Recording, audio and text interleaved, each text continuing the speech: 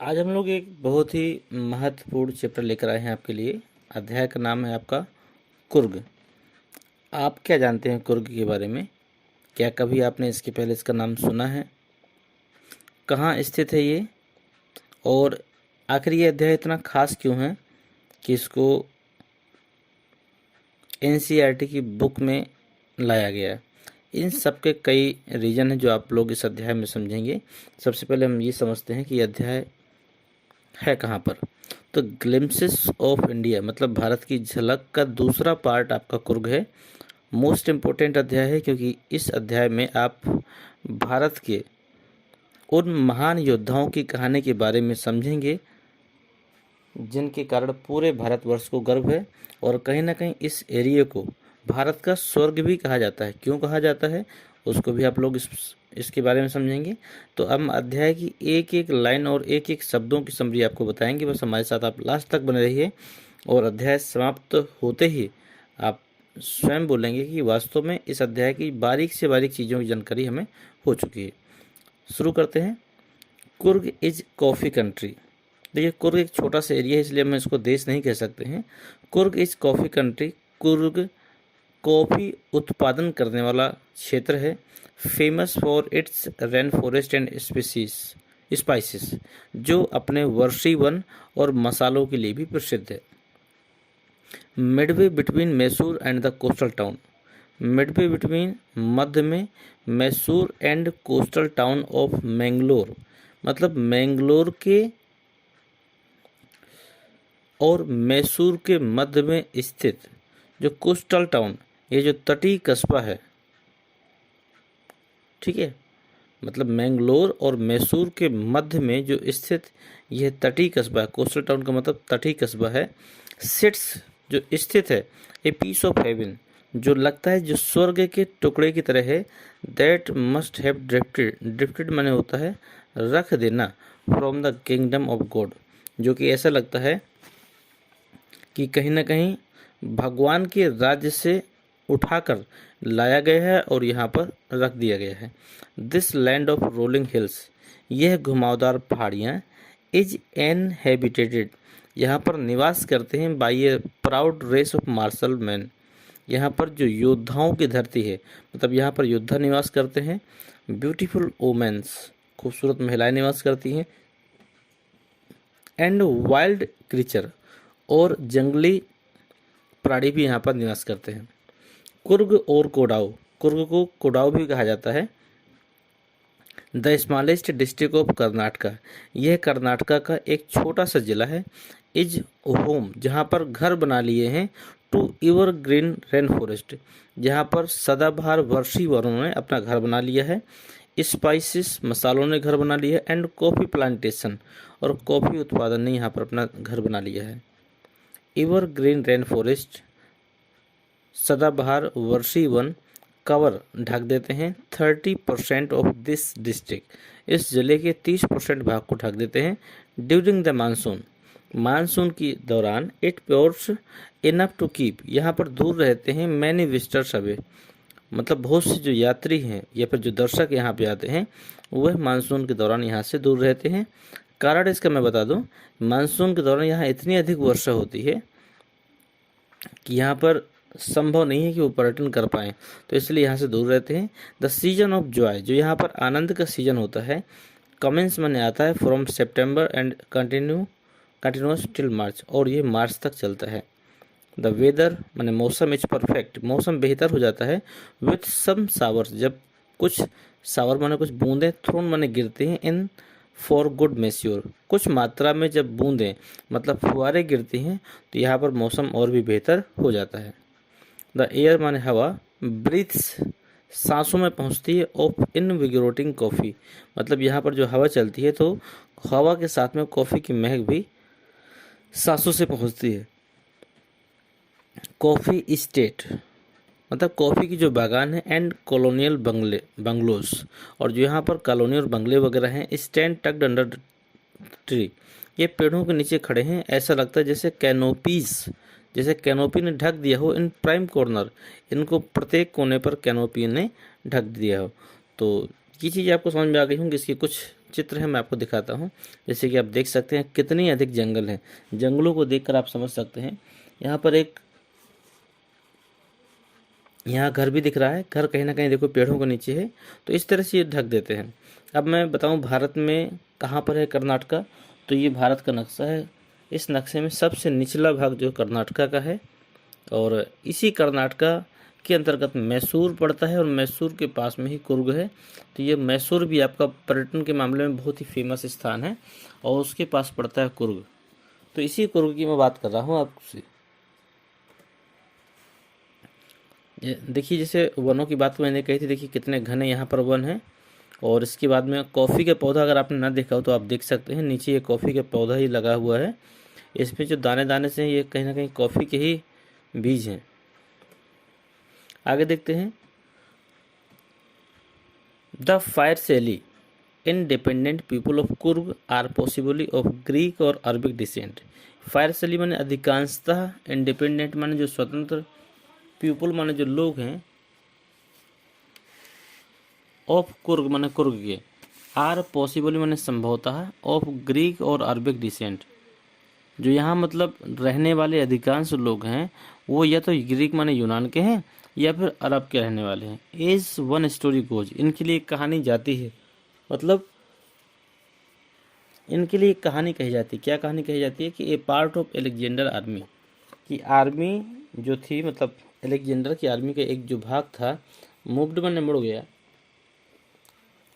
South की ओर along the coast and settle here. यहाँ तक देखिएगा एलेक्जेंडर मतलब सिकंदर की आर्मी के एक भाग दक्षिण की ओर मुड़ जाता है और वहाँ पर स्थापित हो जाता है।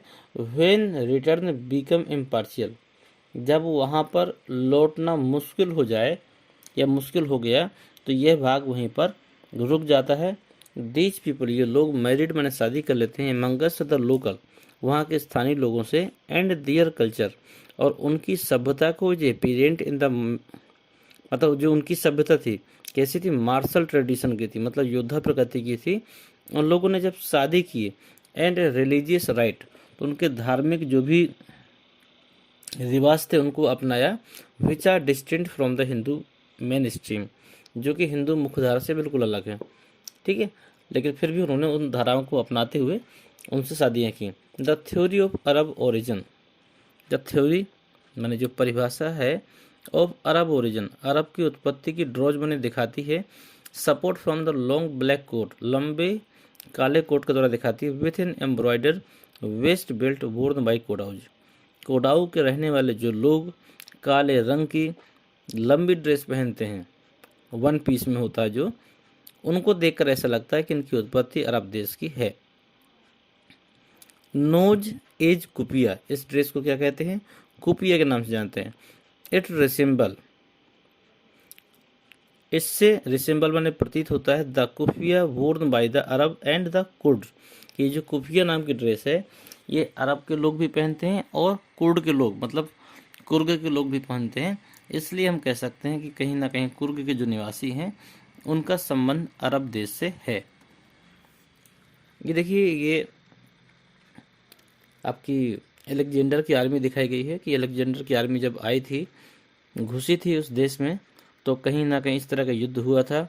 इसके बाद में उन्हें हो सकता है कि लौटने का रास्ता ना मिला हो या फिर कुछ ना कुछ समस्याएं ऐसी होंगी जिससे वापस नहीं जा पाए और वहाँ उन्होंने अपने आप को स्थापित कर लिया। ये एलेक्जेंडर थे, इनको हम यही एलेक्जेंडर थे जिनकी बात हम कर रहे हैं। एक महान योद्धा रहे हैं अपने समय के, इन्होंने कई बार भारत में आक्रमण किया। आगे देखते हैं। कुर्गी होम, जो कुर्गी के लोगों के घरों में है, हैव ए ट्रेडिशन, एक परंपरा है ऑफ हॉस्पिटलिटी, मेहमान नवाजी की एक परंपरा है। एंड दे, और वो जो लोग हैं, आर मोर देन विलिंग, अच्छा महसूस करते हैं, to recount numerous tales of valour related to their sons and father. Valour का मतलब होता है वीरता से भरी हुई, रिलेटेड के माने बारे में, मतलब वहाँ के जो लोग हैं वह अपने पिता और पुत्रों की वीरता भरी कहानी को सुनाने में बड़ा ही आनंद महसूस करते हैं।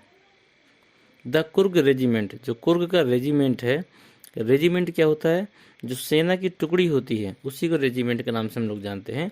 तो जो कुर्ग के सेना की टुकड़ी है, is one of the most decorated in the Indian army. उसको भारतीय सेना में एक विशेष स्थान मिला है। मतलब मोस्ट डेकोरेटेड का मतलब सबसे ज़्यादा सजी हुई है। तो सजी हुई का मतलब ये नहीं कि फीते लगे हैं, कलरफुल है। सजी हुई का मतलब है कि यहाँ की जो आर्मी है, यहाँ के लोगों ने, यहाँ के सेना ने भारत से सबसे ज़्यादा वीरता पुरस्कार प्राप्त किए हैं। मतलब कहा जाए तो यहाँ की जो रेजिमेंट है, इस रेजिमेंट ने सबसे अधिक वीरता से जुड़े हुए पुरस्कारों को प्राप्त किया है, इसलिए इस आर्मी को मोस्ट डेकोरेटेड माना जाता है। एंड द फर्स्ट चीफ, और यहाँ के जो पहले चीफ थे ऑफ इंडियन आर्मी, भारतीय सेना के जो पहले चीफ थे, जनरल करियप्पा, इसको भी हम अभी दिखाएंगे आपको। ये जो पहले चीफ थे वाज कुर्गी, वो भी एक कुर्गी थे। इवन नाउ, यहाँ तक कि कोडाउज आर द ओनली पीपल, यहाँ तक कि कोडाऊ ही एक ऐसे लोग होते हैं, कुर्ग के लोग ही एक ऐसे लोग हैं इन इंडियन, पूरे भारत में, permitted to carry firearms, जिनको आग्नेय हथियार लेने की आज़ादी है, विदाउट ए लाइसेंस, बिना किसी लाइसेंस के वो आग्नेय हथियारों को अपने पास रख सकते हैं। देखिए ये, इसको हम लोग कुपिया कहते हैं। अब देखिए ड्रेस में कितनी ज़्यादा समानता है। ये जो ड्रेस है ये कहीं ना कहीं अरब की है, ये भी अरब की ड्रेस है। ये चार ड्रेसें जो है, तीन व्यक्ति ये और एक ये चारों अरब के हैं, ठीक है। और इसी तरह की जो लंबी ड्रेस है, ये देखो ये बगल में पहने हुए हैं, ये आपके कुर्ग के हैं, फ्रॉक टाइप में हैं। और एक ये भी काली ड्रेस पहने हुए हैं, इनके कमर में एक बेल्ट है, बस यही अलग होता है। इनमें बेल्ट नहीं होता अरब में, लेकिन कुर्ग वालों में एक बेल्ट होता है। ये देखिए बेल्ट है, कमर में सजा हुआ बेल्ट है। और लगभग सभी के बगल में कोई ना कोई हथियार आपको जरूर दिखाई देगा। तो यही एक खास चीज़ होती है कुर्ग में। लेकिन इनका जो पहनावा है वह अरब के लोगों से मिलता जुलता है, इसलिए हम इनको, इनकी उत्पत्ति अरब देश की भी हम कह सकते हैं। ये हैं हमारे पहले आर्मी चीफ, इनको हम लोग जनरल करियप्पा के नाम से भी जानते हैं। इनका पूरा नाम KM करियप्पा था। देखिए भारत के डाक टिकट पे भी इनकी फ़ोटो देखी जा सकती है। फील्ड मार्शल KM करियप्पा के नाम से है ये, और ये इनकी फ़ोटो वगैरह भी है। ये आपकी कुर्ग की बटालियन है, 37 कुर्ग एंटी टैंक रेजिमेंट के नाम से जानी जाती है ये। इसका थोड़ा सा फ़ोटो धुंधला है। आगे देखते हैं। द रिवर माने नदी, कावेरी माने कावेरी, ऑब्टेन माने प्राप्त करती है, इट्स वाटर माने अपना पानी, from the hills and forest of Coorg. जो कावेरी नदी है वह कुर्ग के जंगल और पहाड़ियों से पानी को प्राप्त करती है। महासीर एक मछली का नाम है। A large fish fresh water, जो कि ताज़े पानी में पाई जाती है। महासीर जो कि ताज़े पानी में पाई जाने वाली मछली है। A bounded in these water, वो इसी पानी में पाई जाती है। किंग फिशर एक पक्षी है। डाइव्ड माने गोता लगाता है, फॉर दियर कैच, इसको पकड़ने के लिए। व्हाइल माने जब, स्क्वायरल्स माने गिलहरियाँ, and langurs drop partially eaten fruits for the mischief of enjoying the splash and the ripples effect in the clear water. तो देखिएगा यहाँ से, व्हाइल माने जब, व्हाइल माने जब की, स्क्वायरल्स माने गिलहरियाँ, एंड लंगूर, ड्रॉप माने डाल देते हैं, पार्शियली ईटिन फ्रूट्स आधा खाया हुआ फल, फ्रॉम द मिसचीफ शरारत करते हुए, ऑफ एंजॉइंग और आनंद लेते हुए, द स्प्लैश जिससे कि ध्वनि निकलती है, एंड द रेपल इफेक्ट और वहाँ पर छल्ले बन जाते हैं, इन द क्लियर वाटर साफ पानी में। तो आप ये क्या, आप भी एक बार सोचिए कि जब आप शांत पानी में पत्थर डालेंगे या फल डालेंगे तो आप देखेंगे उसमें छपाक की आवाज़ भी आती है और साथ में छल्ले भी बनने लगते हैं। तो बंदर और गिलहरी को यही अच्छा लगता था कि आधा खा के फल फेंकते थे, जिससे पानी में आवाज़ उत्पन्न होती थी और इसके बाद में वहाँ से छल्ले उत्पन्न होते थे। उनको देखने में मज़ा आता था। आगे देखिए। एलिफेंट्स माने हाथी, एंजॉय माने आनंद लेते थे, बींग्स बाथ नहाने का, हाथी भी यहाँ नहाने का आनंद लेते थे, एंड स्क्रब्ड माने रगड़े जाते थे, इन द रिवर बाय दियर महातोज, महातोज कहते हैं जो हाथी को पालने वाले लोग होते हैं उनको महातो कहते हैं। तो जो हाथी हैं वो भी महातों के द्वारा नहाए जाने का और रगड़े जाने का आनंद लेते थे। The most laid back individual, जो काफ़ी आरामदायक लोग होते थे यहाँ के। लेड बैक माने आनंददायक कह सकते हैं, आरामदायक कह सकते हैं। इंडिविजुअल्स माने व्यक्तियों के लिए है कि जो काफ़ी आरामदायक लोग यहाँ के होते थे। बीकम कन्वर्ट्स, वो बदल जाते थे टू द लाइफ माने उनका जीवन ऑफ हाई एनर्जी, मतलब अधिक फुर्तीला हो जाता था। एडवेंचर्स माने, एडवेंचर्स का मतलब आप कह सकते हैं कि साहसिक कार्य करने के लिए। With river rafting, river rafting क्या होता है मैं अभी आपको आगे दिखाऊंगा। Canoeing, rappelling, rock climbing and mountain biking, इन सब कामों के लिए वो लोग अपने आप को साहसी बना लेते थे। न्यूमरस, बहुत सी वॉकिंग थ्रेल्स मतलब पगडंडियाँ इन द रीजन, इस एरिया में are the favourite by trekkers, वहाँ पर्वतारोहियों के लिए या पैदल चलने वालों के लिए या बैलगाड़ी चलने वालों के लिए वो पगडंडियाँ बहुत अधिक फेमस हो गई थी। देखिए इन्हीं को हम लोग कहते हैं रैपलिंग हो गया, ये अलग अलग है, जिसमें से आपको हमने भी बताया था रैफ्टिंग। रिवर रैफ्टिंग का मतलब ये देखिए जो बड़ी बड़ी नाव टाइप में है, ये लोग तैर रही, इसको शायद रिवर रैफ्टिंग के नाम से जानते हैं। रैपलिंग का मतलब ये जो सिंगल व्यक्ति बैठ के चला रहा है, ये रैपलिंग है आपका। रॉक क्लाइंबिंग, रॉक क्लाइंबिंग का मतलब ये जो व्यक्ति चढ़ने का प्रयास कर रहा है ऊपर, ये रॉक क्लाइंबिंग है। इस तरह माउंटेन बाइकिंग को हम लोग, ये रॉक क्लाइंबिंग है, देखो ऊपर की ओर चढ़ रहे हैं ये लोग, ये रॉक क्लाइंबिंग है, ठीक है। माउंटेन बाइकिंग का मतलब ये समझ सकते हैं, ये जो पर्वतों में ये गाड़ी चलाने का जो शौक़ हुआ करता है लोगों को, साइकिल हो या बाइक हो या कोई अन्य साधन हो, लेकिन जो पर्वतों में चलते हैं उनको माउंटेन बाइकिंग के नाम से जानते हैं। तो ये सब चीज़ें लोगों को और भी ज़्यादा साहसी बना देते थे। आगे देखते हैं। बर्ड्स माने चिड़िया, बीज माने मधुमक्खी एंड बटरफ्लाइज, और तितलियाँ आर देयर, यहाँ पर टू गिव यू, आपको देते हैं, कंपनी माने साथ, यहाँ पर चिड़ियाँ, मधुमक्खियाँ और तितलियाँ आपका साथ देते हैं। मकाउस, एक तरीके ये बंदर है ये। मालाबार स्क्वायरल्स, मालाबार की गिलहरियाँ। लंगूर और इस सिलेंडर लोरी, ये भी कोई पक्षी है। कीप ए वॉचफुल आई, ये आपके ऊपर नज़र गड़ा कर रखते हैं। फ्रॉम द ट्री कैनोपी, पेड़ों के झुंड में छिपकर आपके ऊपर नज़र गड़ा कर रखते हैं, या फिर आगे कह सकते हैं देखते रहते हैं। आई डू हाउएवर, कुछ भी हो जाए लेकिन मैं आपको प्रेफर करूँगा टू स्टेप असाइड, कि आप एक साइड रहें या एक तरफ रहें। फॉर वाइल्ड एलिफेंट, यहाँ के हाथियों से आप एक तरफ रहें। The climb to the Brahmagiri hills, Brahmagiri पहाड़ियों पर चढ़कर brings you into a panoramic view of the entire misty landscape of the Coorg. Misty का मतलब आप ये कह सकते हैं कि मिस्टी का मतलब धुंधला कह सकते हैं। अब पैनोरामिक का मतलब होता है धुंध से भरा हुआ दृश्य। मतलब ये कहा गया है कि यदि आप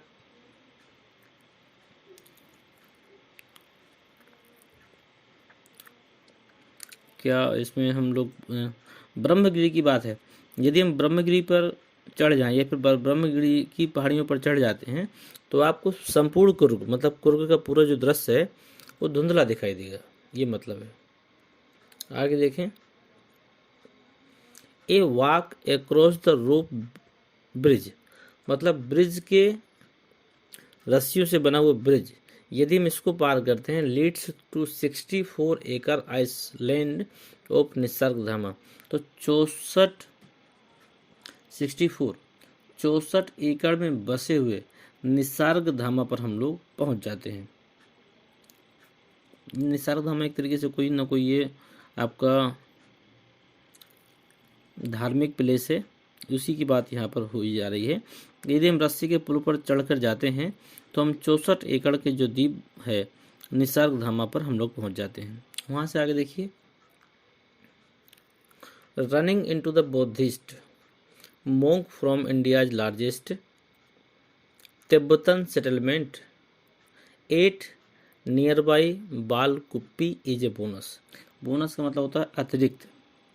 तो देखिएगा यहाँ पे, यदि बाल कुप्पी के नज़दीक हम लोग पहुँचे तो भारत की सबसे बड़ी तिब्बती बौद्ध विहार जो मिलते हैं वहाँ पे, एक तरीके से वो बोनस के रूप में होता है।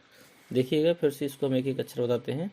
Running to the Buddhist monk from the India's largest Tibetan at nearby, यहाँ समझिएगा at nearby Bylakuppe, Bylakuppe के नज़दीक पहुँचने पर,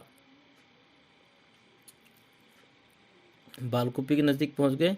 अब इसके बात करते हैं रनिंग, यदि हम लगातार चलते रहते हैं तो इनटू द बुद्धिस्ट मोंक, तो वहाँ पर हमको बुद्धिस्ट मोंक भी देखने को मिलते हैं।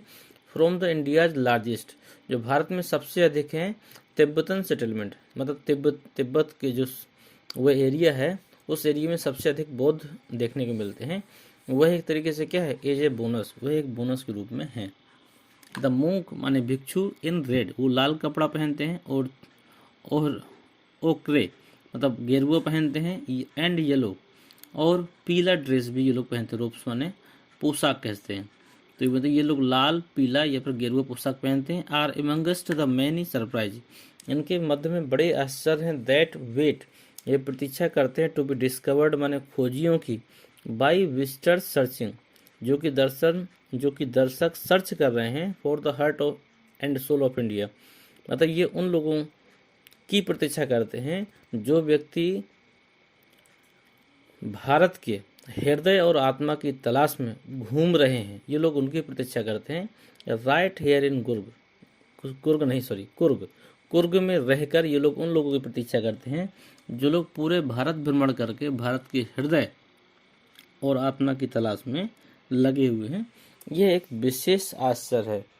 ये दिया गया ना कि are amongst the many surprise, ये एक आश्चर्य टाइप का है, यहाँ पर ये लोग प्रतीक्षा करते हैं। तो ये अध्याय यहीं समाप्त होता है। उम्मीद करते हैं पूरा समझ में आया होगा। और यहाँ पर कुछ चित्र हैं जो मैं आपको दिखा दूँ। ये आपकी मालाबार की गिलहरी है, ये मकाऊ बंदर है आपका, ठीक है। ये एक पक्षी है जो किंगफिश, ये जो पक्षी का नाम आया था यहाँ पर।